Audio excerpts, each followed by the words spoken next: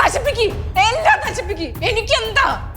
എടി മര്യാദക്ക് വായടച്ച് മിണ്ടാതിരുന്നോ, ഇല്ലെങ്കിൽ എന്തി എന്റെ കയ്യിൽ നിന്ന് കിട്ടുവേ. അങ്ങനെ ഇപ്പൊ താൻ വിചാരിക്കണ്ടോ ഞാൻ വായടച്ച് മിണ്ടാതിരിക്കുന്നത്? കൂടി വന്നാൽ നിങ്ങൾ എന്നെ കൊന്നുകളയായിരിക്കും. എന്നാലും എനിക്ക് നിങ്ങളോടുള്ള വെറുപ്പ് കാണാൻ പോണില്ലടോ. കുറെ നേരമായി സഹിക്കണം. ഇനി ഡിവോഴ്സ് അത് മതി, എനിക്ക് പറ്റൂലെങ്കിൽ ഇറങ്ങിപ്പോടി. അയ്യേടാ, അപ്പൊ അതാണ് നിങ്ങളുടെ മനസ്സിലിരിപ്പല്ലേ? അങ്ങനെ ഇപ്പൊ താൻ എന്നെ പിരിഞ്ഞിട്ട് വേറൊരു പെണ്ണിനെ ഇവിടെ കെട്ടിക്കയറ്റി താമസിക്കാതെ താൻ വിചാരിക്കണ്ടോ? ഞാൻ സമ്മതിക്കില്ല അതിന്. ചെലവിന് കഴിയുമെന്നല്ലേ എനിക്ക് ഈ അഹങ്കാരം? എന്റെ പൈസ വീട്ടിൽ ഇന്ന് കൊടുക്കാനല്ല, എനിക്ക് എന്തിനാണ് അറിയാം.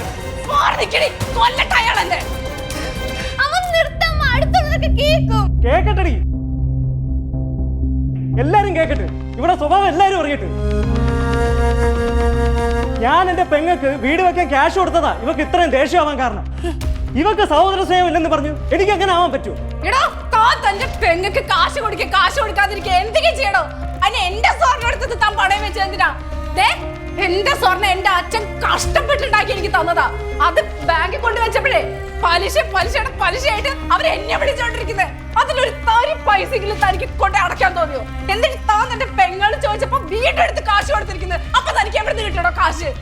കുറച്ച് കാശെങ്കിലും ബാങ്കിൽ കൊണ്ട് അടച്ചിരുന്നെങ്കിൽ തനിക്ക് അതിന് പൈസയുടെ വില അറിയോ? അച്ഛനും അപ്പന്മാരുണ്ടാക്കി വെച്ച സ്വത്തിനല്ലേ താൻ ജീവിച്ചോണ്ടിരിക്കുന്നത്. പിന്നെ തനിക്ക് എങ്ങനെ വില അറിയാനാ? കാശ് സമ്പാദിച്ചിട്ടുണ്ടോ?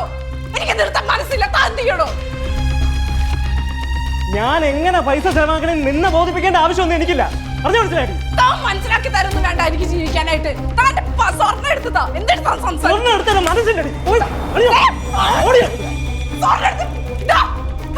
തീരുമാനം എവിടേക്കാണ് ഇറങ്ങി പോകുന്നത്? അമ്മ നിർത്തമ്മ, ഒന്ന് മാറിക്കണേ. തന്തയും കണക്കാം മക്കളും കണക്കാം. ഈ നാശങ്ങൾ ഇല്ലാതിരുന്നെങ്കിൽ എനിക്ക് എവിടേക്കെങ്കിലും ഇറങ്ങി പോയാ മതിയായിരുന്നു. കൊണ്ടാടങ്ങാനായിട്ട്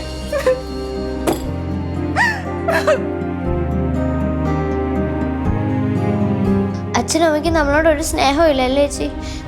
അങ്ങനെയൊന്നുമല്ല. അമ്മ അപ്പുറത്തെ ദേശത്തിൽ പറഞ്ഞതല്ലേ, നമുക്ക് നാളെ എക്സാം ഉള്ളതല്ലേ, പഠിക്കാം.